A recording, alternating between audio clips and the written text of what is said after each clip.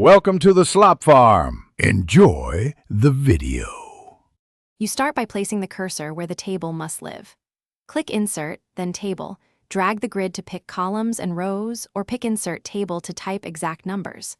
Once done, choose whether you need header rows, banded rows, or a simple grid because that decision affects later styling and sorting.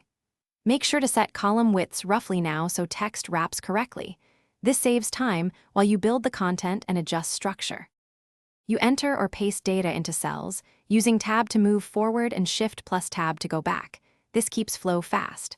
Next, use Table Tools Layout to insert or delete rows, split or merge cells, and adjust cell margins because structure changes often.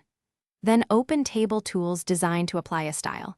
Toggle header row, banded rows, borders, and shading so readability improves. Once done, adjust column widths and alignment so the table looks balanced and easier to read.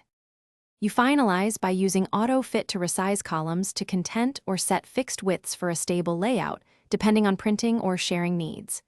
If you must export, convert the table to text or copy into Excel for heavy calculations.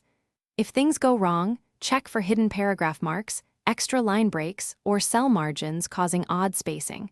Delete stray paragraphs or reset cell margins in layout. Finally, save a copy.